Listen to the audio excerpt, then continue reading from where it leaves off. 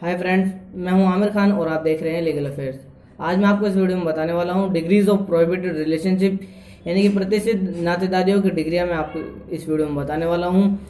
अब आपके मन में सवाल आएगा कि ये सब्जेक्ट, जो ये टॉपिक मैं आज आपको पढ़ा रहा हूँ, ये किस संदर्भ में है, किस सब्जेक्ट के बारे में ये पढ़ा रहा हूँ। तो मैं आपको ये बात पहले ही बता देना चाहता हूँ कि ये है हिंदू मैरिज से रिलेटेड, यानी कि हिंदू विवाह में कौन सी जो डिग्रीज हैं, किस नातेदारी में शादी नहीं हो सकती है हिंदू विधि के अंतर्गत, हिंदू विधि के अनुसार किस नातेदारी में शादी नहीं हो सकती है, कौन सी जो नातेदारी हैं उनमें शादियों का होना प्रतिबंधित है, वो आज मैं आपको इस वीडियो में बताने वाला हूं। तो चलिए स्टार्ट करते हैं आज की वीडियो। टू पर्सन्स आर, सबसे पहले मैं आपको बताना चाहूँगा जो degrees of prohibited relationship is given under section 3 clause G of the Hindu marriage act 1955।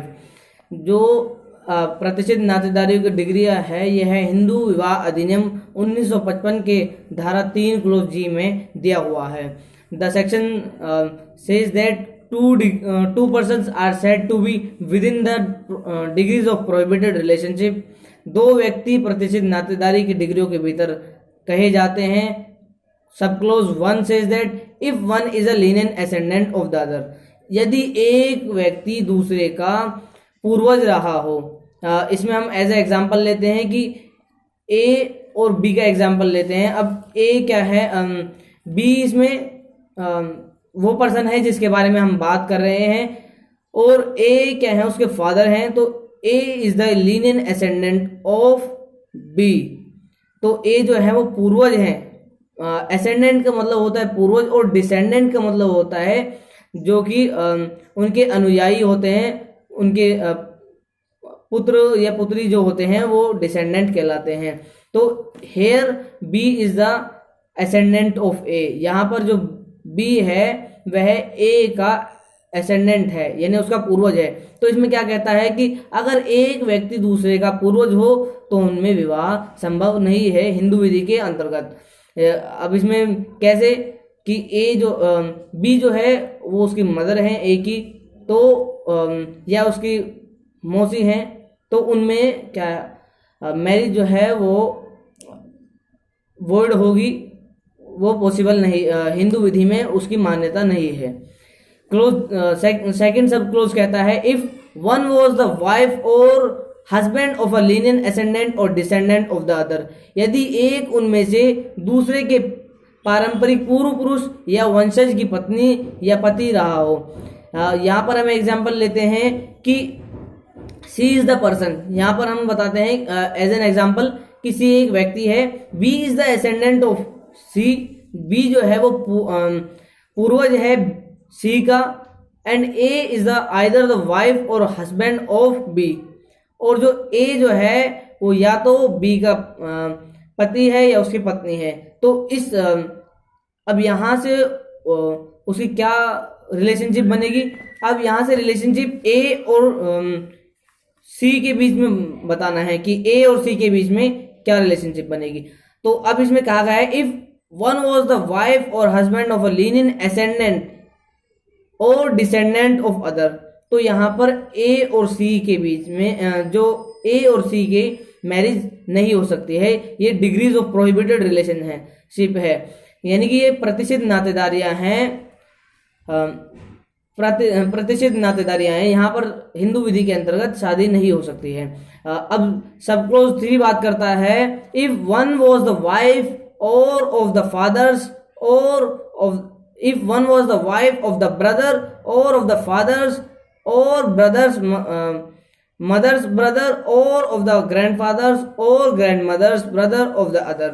इसमें ये कहता है कि यदि एक उनमें से दूसरे के भाई की या पिता अथवा माता के भाई को की या पितामह भाई यानी दादाजी अथवा पितामही के भाई की या मातामह अथवा मातामही के भाई की पत्नी रही हो। तो अब इसमें एज एन एग्जांपल हम लेते हैं थर्ड सब क्लोज के बारे में। यहाँ पर हम एग्जांपल लेते हैं ए बी और सी का हम एग्जांपल लेते हैं। यहाँ पर अब हम यहाँ पर ए बी और सी का एग्जांपल ले रहे हैं। तो इनमें ए, बी और सी, तो इनमें ए और बी क्या है, ब्रदर्स हैं, भाई हैं, and C is the wife of B, और सी क्या है, बी की पत्नी है। तो इनमें ए और सी का जो रिलेशनशिप होगा वो प्रोहिबिटेड रिलेशनशिप में आएगा, यानी प्रतिषिद्ध नातेदारी में आएगा। तो ए और सी की मैरिज यहाँ पर नहीं हो सकती है हिंदू विधि के अंतर्गत। अब दूसरा एग्जांपल लेते हैं, जैसा कि दूसरा कहा गया है, if one is the wife of the brother of Linnean ascendant of the other, यदि एक दूसरे उसके पूर्वज के भाई की पत्नी हो या उसके पूर्वज के भाई की पूर्वज की यानी उसके पिता के भाई की पत्नी हो या उसके माता की भाई की पत्नी हो, दूसरे कंडीशन में इसकी बात करता है। अब हम यहाँ पर एग्जांपल लेते हैं, ए एक पर्सन है, एफ जो है ए के फादर हैं, और एफ बी जो है यहाँ पर वो ए के फादर के ब्रदर हैं, और डब्ल्यू एफ बी जो हैं वो उनकी वाइफ है उनके फादर के ब्रदर की, यानी कि उनके पिता के भाई की। तो ए और डब्ल्यू एफ बी यानी कि इस तरीके से हम देखें तो वो उसके फादर के ब्रदर की वाइफ है, तो ये भी प्रोहिबिटेड रिलेशनशिप में आता है। और अगर हम इसको मदर साइड से देखें तो हम मदर साइड से एग्जांपल ये लेंगे, एम जो है ए की मदर है, और एम बी जो है वो ए की मदर के ब्रदर हैं, और डब्ल्यू एम बी जो है W M B is the wife of brother of mother, यानी कि वो उसकी मामी है ए की। अब इसके बाद अगला एग्जांपल हम लेते हैं जी कि if one was the wife of the brother, और if one was the wife of the brother of the grandfather, और wife of the brother of the grandfather, अगर कोई एक के दादा की पत्नी है, दादा के भाई की पत्नी है, या जो दादी है उसके भाई की पत्नी है, या नाना है उनके भाई की पत्नी है, या नानी है उनके भाई की पत्नी है, तो भी वो प्रोहिबिटेड रिलेशनशिप में आएगा, जैसे कि आपको स्क्रीन पर दिख रहा होगा। अब यहाँ पर एग्जांपल में दिया हुआ है, ए के बारे में हम बात कर रहे हैं। ए के जो फादर हैं, F is the father of A and G F is the grandfather of A, और बी जी एफ जो है, B G F is the brother of grandfather of A, यानी कि दादाजी के भाई हैं, ए के जो दादाजी हैं उनके भाई हैं बीजीएफ, और डब्ल्यू बी जी एफ जो है वो वाइफ है उनके ग्रैंडफादर की ब्रदर की, यानी कि ए के जो ग्रैंडफादर है जीएफ उनके ब्रदर की वाइफ है डब्ल्यू बी जी एफ। अब इसी में हम दूसरा एग्जांपल लेते हैं ग्रैंड मदर की साइड से, कि दादी की तरफ से। A is the person to which about we are talking here, कि जिसके बारे में हम बात कर रहे हैं वो ए है यहाँ पर। अब उसमें एफ जो है उसके फादर हैं, जीएम जो है, GM is the grand mother of the ए, जो जीएम है वो ए की ग्रैंड मदर है, जैसा कि आप सब देख रहे होंगे। बीजीएम जो है वो उसके ग्रैंड मदर के ब्रदर हैं, और डब्ल्यू बीजीएम जो है वो उनके ग्रैंड मदर के ब्रदर की वाइफ है, यानी कि उनकी दादी के जो भाई हैं उनकी वाइफ है। तो उन दोनों में भी ये भी प्रोहिबिटेड रिलेशनशिप में आते हैं। अब फोर्थ क्लोज क्या कहता है? Fourth clause says that if the two are brother and sister, अगर दो भाई बहन हैं, इसका example simply B and S are the brother and sister, B means brother and S means sister, तो भी वो प्रोहिबिटेड रिलेशनशिप में आते हैं। अंकल एंड नाइसी, चाचा या भतीजी हैं, ये मामा या भांजी हैं, इसमें यू एंड एन, यू यानी यू से हम यहाँ पे डिनोट करेंगे अंकल, एंड एन से हम डिनोट करेंगे नाइसी। आंट एंड नेफ्यू, मामी या भांजा, या चाची या भतीजा, या फूफी या भतीजा, यहाँ पर हम बताएंगे। और चिल्ड्रन ऑफ ब्रदर या फिर और children of brother and sister, या फिर वो भाई बहन के बच्चे हो। इस कंडीशन में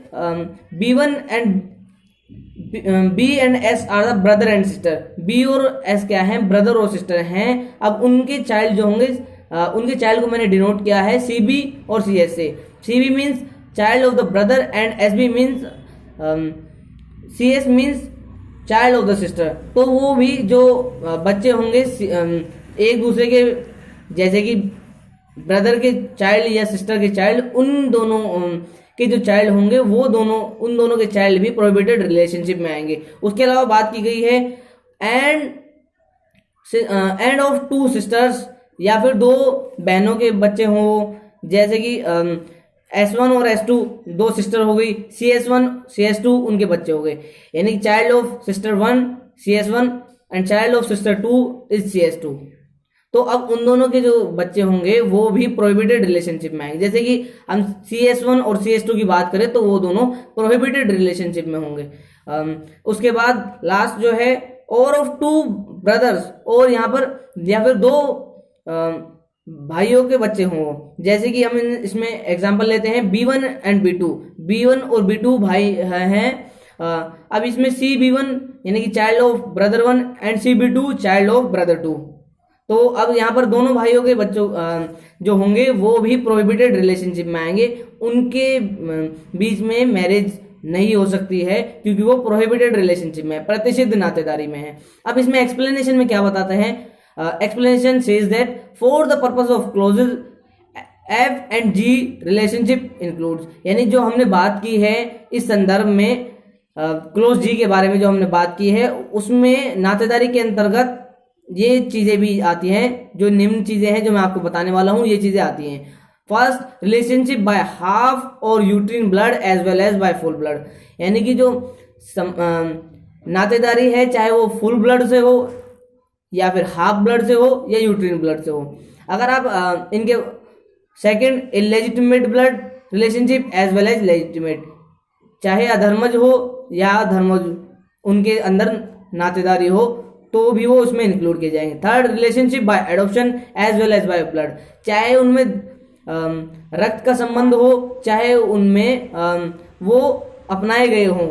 मान लीजिए A है, वो चाइल्ड है किसी पर्सन के, B के, अब B जो है वो उसके